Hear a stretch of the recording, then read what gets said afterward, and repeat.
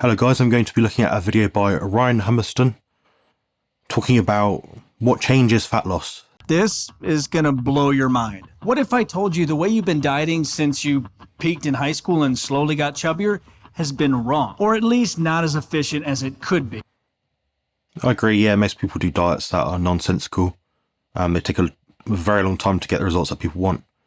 Usually they're under the premise of the calories in, calories out, or energy balance model, which falls flat on its face in regards to achieving certain specific body composition goals.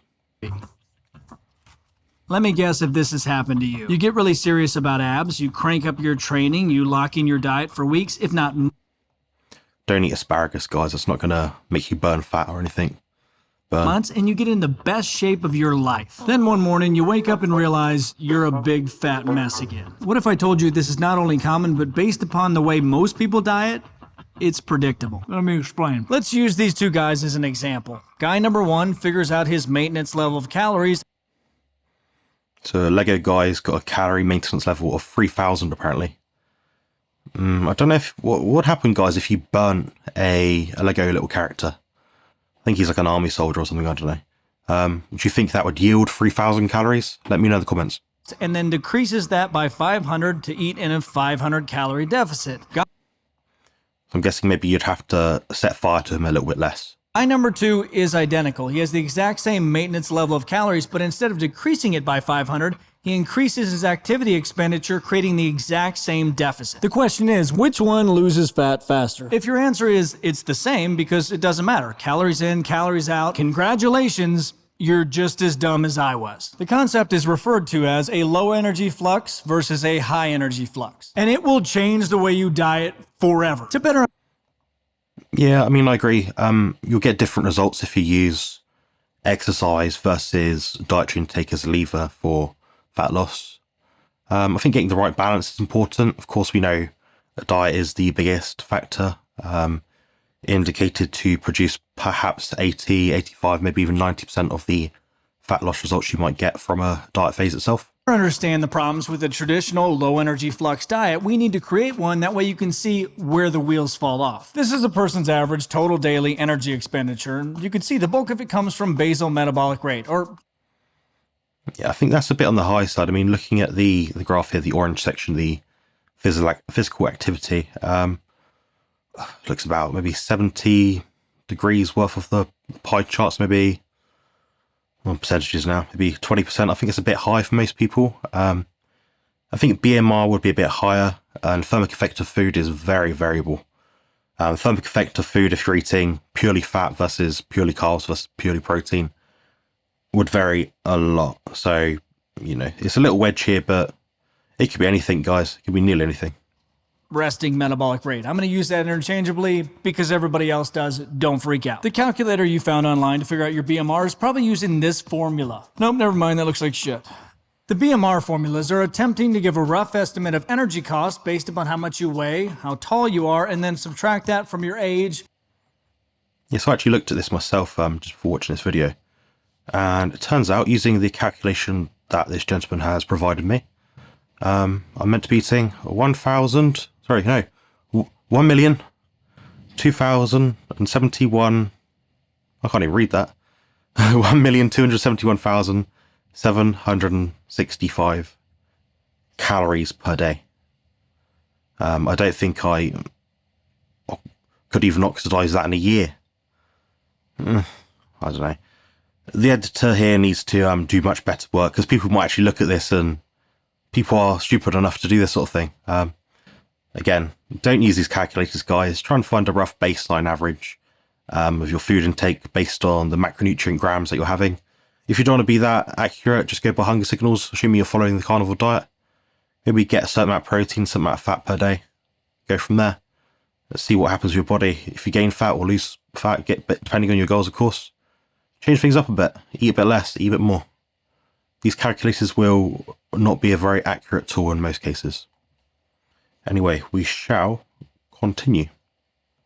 to account for slowing metabolism, and then whether or not you have a penis. Mine works out to be 2,102 because I'm 36, not 50, you jerk-offs. To finish figuring out our maintenance level of calories, we can skip over the thermogenic effect of food because that's really not going to change. We need to figure out our physical activity. We could change, assuming you're eating different macronutrients. If you've got a diet of protein and fat versus mostly protein and carbs, your thermic effect of food would change. Carbohydrates have a thermic effect of perhaps 10% of the energy contained within being oxidized to be able to digest and assimilate the nutrition within it, the actual energy, so to speak. And to do that, we have to use a very complex questionnaire known as PAL. All joking aside, I do think most people overestimate on this, so to get an accurate calorie expenditure, I would say I'm moderately active. So then we take BMR, times it by our PAL, and then we get calories needed to maintain your current weight. Hooray! So if you say guys, I was moderately active, I go to the gym about 4 hours a week, do it walking sometimes, not a lot admittedly. So 1.5, whatever that happened to be, 1.3 times 1,271,000 plus. I'm going to be eating a lot of food. Let's say I was tired of being a dumpster fire and I wanted to lose a pound a week to maintain as much muscle as possible. We know that 1 pound equates to 3,500 calories, so I'd have to average... 1 pound of what? 1 pound of what? So 454 grams of what contains 3,500 calories. A pound of fat contains about 4,086 calories if you're to go by the amount that it takes to burn it essentially and produce energy. The calorie amount would be about 4,086. A pound of body fat, however, yeah, it's probably close to 3,500. You know, these guys aren't accurate. They never get it right. Average of 500 calorie a day deficit in a week. Pretty simple, just decrease my calories by 500 every day and then... No! That's the mistake. Have you ever noticed how easy it is to lose weight when you first start dieting? It's because you still have so much of your fat self to move around. But as you get lighter, your BMR decreases. And it may not seem like much at first, but as you diet, your body requires less and less calories. So let's say I lost... Your body is very adaptive and it's very, very, very clever. I dieted for my last bodybuilding competition in 2021. The lowest I got, if you were to look at calories, was something like 3,600 per day. Admittedly, I was doing 3.5 hours of exercise most days. But in the past, on a diet with carbohydrates within it, I was taking in, apparently, 2,600 calories per day. So about 1,000 calorie difference between a diet that wasn't carnivorous versus one that is. So the variance between two different diets will greatly impact what you might consider to be the effective energy within each diet. Lost 5 pounds. Not much, I'm just less of a fat mess, 225 pounds. If we plug that into the BMR formula, again, only 5 pounds, we see I'm now expending 44 less calories per day. Over the week, that's 308 calories, which means I'm not going to hit my pound per week weight loss goal. So to hit the target, you're going to have to constantly be readjusting your calories lower and lower. Sucks. And that's only a small part of the problem. If we take a look back at the physical activity of your... It reminds me, there's a website years ago called 1%edge.com. I don't think it still exists, but it might do. Effectively, what you do is put your body fat, your weight, and it'll give you like a rough muscle mass estimate. You then plug in your desired fat loss goal, and you say, okay, I want to achieve this over, say, 14 weeks. It gave you an idea of how much food you need to be taking in. It was quite useful, to be fair, because it did account for the metabolic rate drop that might occur from, having less food, less muscle mass in your body becoming more efficient. I did use that as quite a pretty good tool. Don't think it exists now, but yeah, I mean, you can use these different tools, different measures, but how effective is it long term? I mean, guys, you're not going to be able to do this on a carnivore diet and be too accurate. Your body's very adaptive and it's more of a guideline. So all these numbers, tools, pie charts, graphs, tables, your body's going to tell you. Your body always wants to be at a homeostatic range in terms of your body weight, your musculature. Like this guy and like myself, you're going to have to push a bit harder to get to certain results. So you're going to have to be a bit more calculating. So in that instance, yeah, something like a graph might be useful. But for the most part, play it by ear, see what happens. I think that's probably the best method that you can use. Your total daily expenditure, we can break it down even further into EAT, which is exercise activity thermogenesis. That's your weight training, your cardio. And NEAT, non-exercise activity thermogenesis, which is tapping your foot, walking your dog, diddling yourself. All are NEAT. What's diddling yourself? Now, when people think burning calories, they think exercising. The sad truth, though, is that lifting weights don't burn as many calories as you might think. Say I did a 20-set workout where I just killed myself. That's probably 220 to 300 calories burned. Not great. It really just goes back to the saying that you can't outcrunch a shit diet. When it comes to calorie expenditure, aerobic training will always trump non-aerobic training. But the more muscle you build, the more calories you burn. Look it up. It's disappointing. Every pound of muscle equates to 6 calories per day. In reality, most of the calories you burn through... Yeah, and if you think about it, say you gain 10 pounds of muscle, so that's... I mean, you guys know me, I don't like to use calories, but say it's 60 calories extra per day. Times that by a week, 7. What is that? I don't know, 400 and something. Do that now over 10 weeks. That's going to be quite an effective tool to use. It's metabolically active tissue. It's probably useful tissue for the most part. So yeah, do build muscle. Do muscle building activities to stimulate muscle growth. Avoid the long cardio, guys. It just slows down your thyroid, makes you much more hungry, and isn't effective long term. Who wants to sit on a treadmill for an hour? Physical activity don't even come through exercise. They come from NEAT. But there's a problem with that as well. As you get leaner, your body becomes more efficient. But even worse than that, your body will start to fight the process of losing weight because it wants to maintain homeostasis. It doesn't want to change. So it'll start decreasing your levels of NEAT. Those little micro movements, the energy you had to go pick up your mail, fuck your mail. You're going to leave it there for a month. That's why when you're dieting, all you want to do is lay on the couch and watch TV. That's your body's way of preserving energy. Here's the crazy part. It could be 3 to 4 times the calories we saw from when we decreased our BMR. So taking it back to my scenario where I only lost 5 pounds, it actually decreased my calorie expenditure by 44 calories a day. Now, if that can be 4 times that means that's 176 calories. Add those together, I almost cut my deficit in half. And as your body mass decreases, your endocrine system freaks out, lowering insulin levels, leptin, thyroid hormones, which are all important because they're appetite suppressants. So as they decrease, you get hungrier. On top of that, ghrelin increases, which makes you hangry. So it's easy to see why the traditional method of dieting, the low energy flux as they call it, is doomed to fail. Which brings us back. I agree, yeah. I mean, you can't just diet and do more and more and more. It's not effective long term. In a few instances, I sometimes get people to add a bit more activity.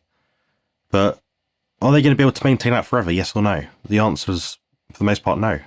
So I like to keep people doing things they can do, can achieve. Take on the mindset that you're going to have to do this for a long period of time if you want to maintain whatever physique you're building.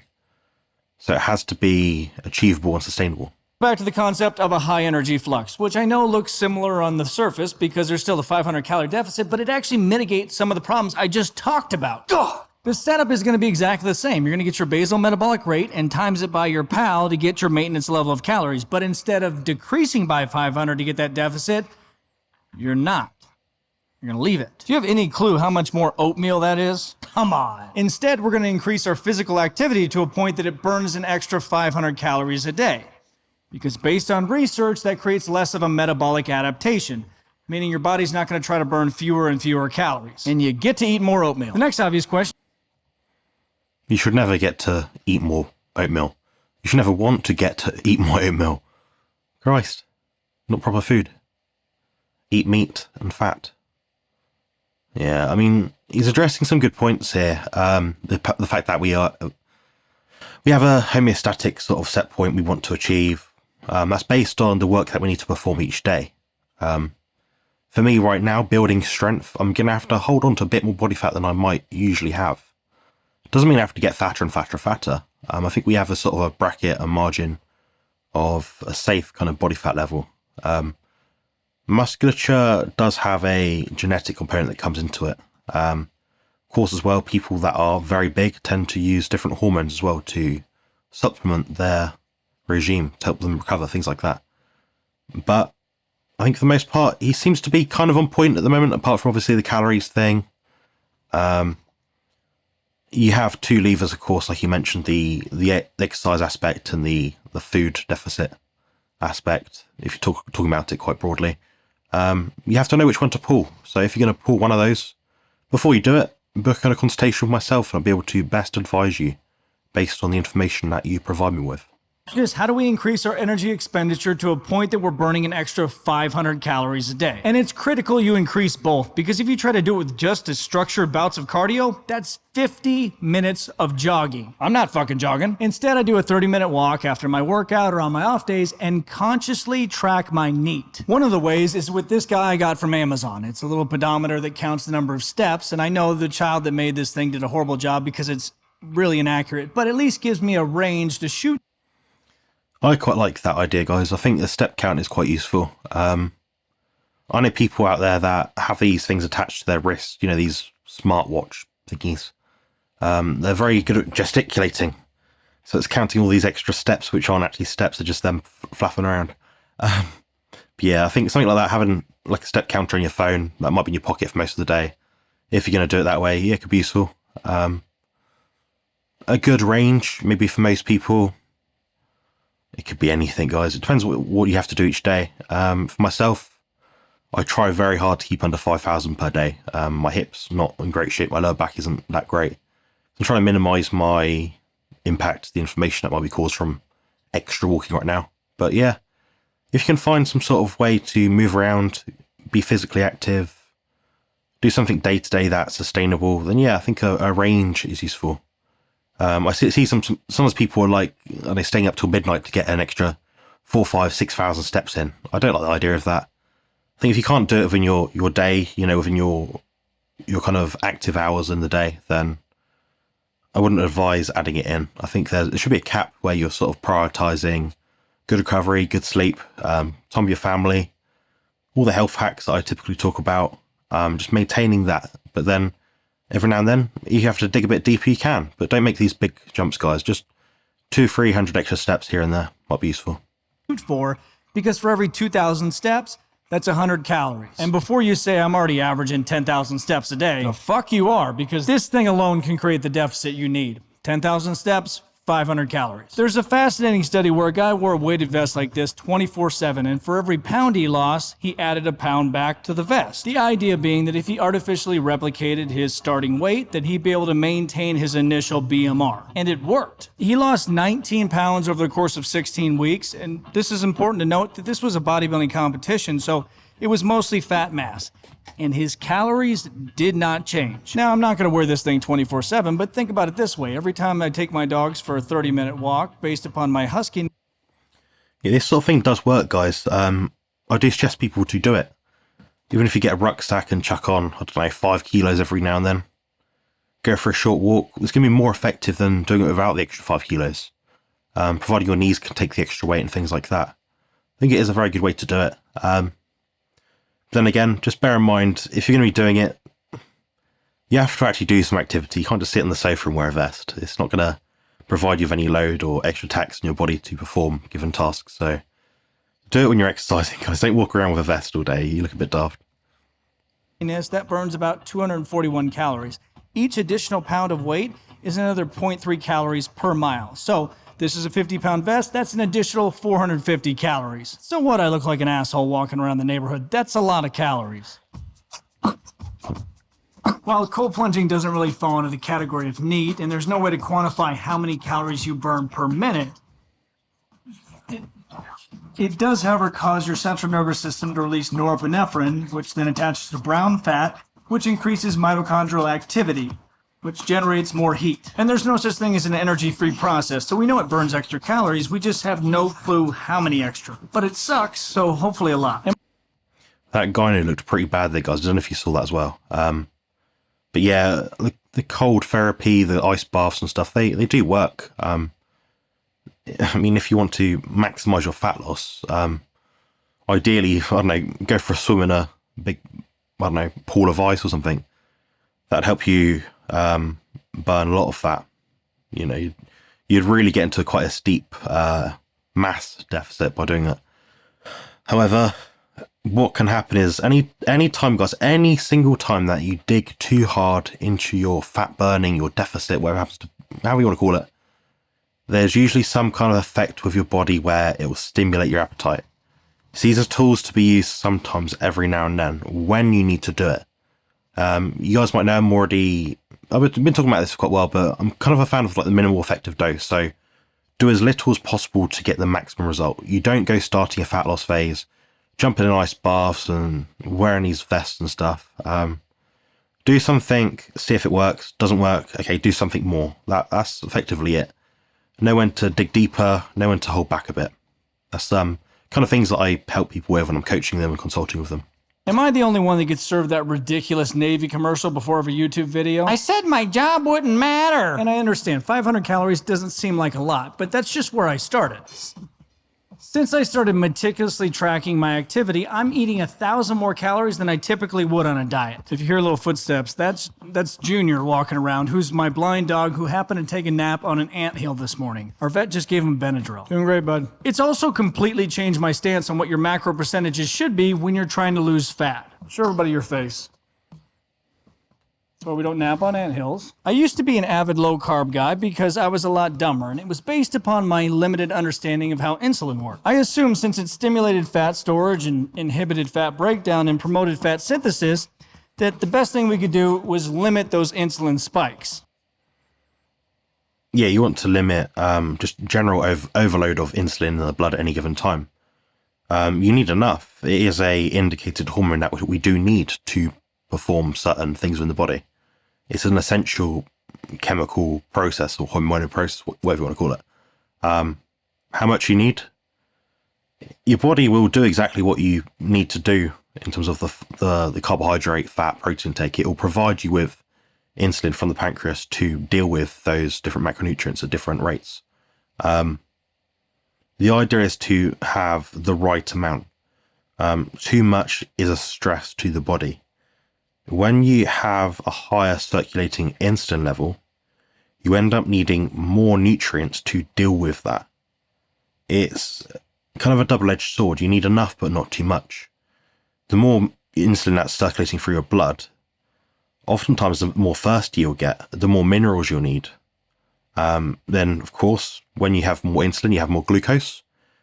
When you have more glucose, for the most part, you have more plants in your diet.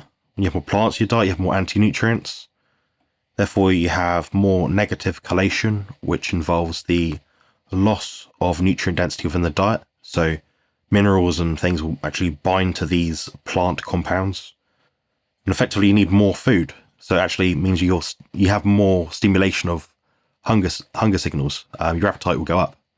So not ideal. And so the low-carb diet is more effective. Now, there's some science suggesting that if you equate the calorie amount through low carb versus high carb diets and what have you, that the results are the same. But one diet is much more healthy, which is the lower carb version, ideally 0 in terms of grams. But at the same time, we need to be mindful that some of these diets are very hard to follow. If you're having a diet with more carbohydrates in it, you'll have more blood glucose spikes and drops. Whenever you have the drops, you end up being much more hungry because your body's trying to find a homeostatic range of glucose in your blood. So do you see what I'm getting at here? He might sort of say, oh, it kind of works. I'm guessing he's going to say about how it's equated. But it's not equated long term. There's always a better option. My suggestion to people is to follow a carnivore diet consisting of meat and animal fat. That is the best way to attain your physique goals. The problem is it's also an appetite suppressant. So by minimizing those spikes, it's going to make you constantly hungry. Is everybody else's tibialis anterior weak as hell? Mine's already gassed. That was 7. I also underestimated how fantastic the human body is. When you're a healthy person in a calorie deficit, the amount of time your body stops burning fat from an insulin spike is a very short window after a meal. If we look at a full 24-hour period, it all equals out. And the only thing that matters is the deficit you create. So yeah, having a great... Yeah, I think the deficit you create in terms of the amount of food you take in is much more impactful. I spoke with Professor Bart Kay about this recently. We we seem, based on what he said, we seem to agree that around 80% of the fat loss that we acquire from a diet is through the mass balance model. So taking in a certain amount of food grams, comprising of protein, fat, and carbohydrates if you for some reason eat them, then 20% of that effective fat loss comes from the carbohydrate insulin model. So he seems to be kind of on point here, this Ryan Humiston guy, but I think he's using the wrong idea. The energy balance model it's not ideal. There's a better method to go about your day in terms of trying to reach different body composition goals. What I'm advocating for, as you guys probably know, is the mass balance model. Greater number of carbs is going to lead to more intense insulin spikes, but that's going to lead to you being less hungry and be able to go Captain Insano on the weights. So if anybody wants to play... No, it doesn't do that at all. And any time that I've eaten more sugar, I've had worse performance. Your body releases insulin to lower your blood glucose. Then you feel like crap when you have all these spikes and drops. It doesn't elevate performance. And we know this because, one, people like myself who are high performance athletes on a carnivore diet with very limited carbohydrate intake, we perform better. There's work by Stephen Finney and Volek. Forget his first name. I think it's Jeff, maybe. They've done work with long distance endurance athletes. And they find the ketogenic diet, a diet high in fat and with moderate protein, is more effective, assuming someone's fat adapted, for performance outcomes. There is science behind this, guys. It's not hard to find. Along at home, this is exactly what I'm doing. I'm getting 230 grams of protein, a gram per pound, because scientists and bros have finally agreed that's the perfect amount. 12% of the calories are coming from fat, fish. No, I mean, per pound. Per pound of what? I mean, this guy's probably about, if I had to guess, maybe 10 to 15% body fat, say. How is that going to differ from someone who's 20-30% body fat? Suddenly that 230 grams might be too much for someone. So, no, scientists don't think that. It's just an opinion based on what some people that think they're scientists say. True scientists will be using grams per kilo of a lean body mass. In my opinion, that's something like 1.75 grams with a plus or minus margin of error of around 15%. Failing that, if you're very physically active, your demand for protein might go up. So that might mean that 15% might actually be 25 or 30%. In the case of someone that might be a long distance athlete, they've got a lot of muscle damage. Running for 2, 3, 4, 5 hours straight will damage your muscle fibers a lot. It requires a higher amount of protein to keep that net protein balance equated. So yeah, it is a big variable. And grams per pound of what? Like I said, it's not a great way to do it. Fish oils in the morning, a little ghee butter, just random shit like that. And the rest is delicious, delicious carbs. I track my steps with this little stupid activity monitor. God, this is hilarious. 45 grams of fat. I just saw this. I don't have any clients right now that they're on less than 100 grams of fat. And this is a bloke. Blokes need fat to produce hormones. Same with women. My smallest female client is on 100 grams of fat per day.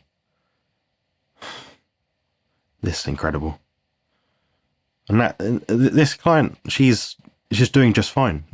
She gets ripped out of her mind doing that. But soon she'll be on a higher grammage. It might be 120, 130, 150 grams maybe. 45 grams of fat though, Jesus. You're going to be missing out so many fat-soluble vitamins by eating that sort of low. An average about 12,000 steps a day. I do about 30 minutes of walking on the treadmill. And to me, this is amazing because I'm not even hungry. And I used to always be hungry. Why did... Yeah, because you're bloated as hell. You're probably eating a lot of food. Your metabolism's probably slowing down, so therefore you're not revving as high in terms of your metabolic rate. You probably slowed yourself down. You don't realize that you're not sleeping as well. I mean, just looking at this gentleman here, I appreciate YouTube's policy on not making negative comments about people bullying. That's what it's called nowadays, bullying, apparently. Someone in this video seems to have quite dark eye circles. It might be indicative of low recovery, maybe a stalled metabolism, or maybe high cortisol, high stress hormones. I don't know. Why did nobody tell me this before? You can do either or. High carb, low carb, they're going to get you to the same body fat at relatively the same rate. That's not what's important. I'm just sharing my experience, and what I found is having higher carbs in a deficit keeps you a little more satiated and makes it easier to maintain. The science doesn't agree with that point. People that follow a ketogenic or a low-carb diet experience better satiety and overall better health. There's a lot of studies on this. It's not just a guess. It's not like one or two studies say this. There's hundreds of studies which say this. Muscle and might even make it easier to put on muscle. The biggest takeaway I wanted you to have is the benefit of having a high energy flux diet. It's going to help you get your goal a lot easier, but more importantly, maintain it instead of alternating and looking great one month and like shit the next. Pair that with one of my programs linked below. Again, all 30 days, only $20, and I guarantee $20 for a program. I mean, it's not overly expensive, but guys, if you're watching this and you need some sort of guidance with your exercises, I do have a very handy little book. It's a little pocket guide. Myself and Jerome Armstrong, we comprised this book. We compiled an excellent little handbook on exercises. So it will tell you within about 20 pages what exercises to use, whether that be body weight, resistance bands, machines, cables, all that sort of thing. And it will show you what you need to do. You can pick some of those and make your own workouts. It will say benefits for each, and I highly advise people buy that. It's just £3 guys. It equates to something like $3.50. I'll put the link below in the video. Anyway, hope it's been useful, guys. Thank you very much for watching, and I'll see you guys soon. Cheers.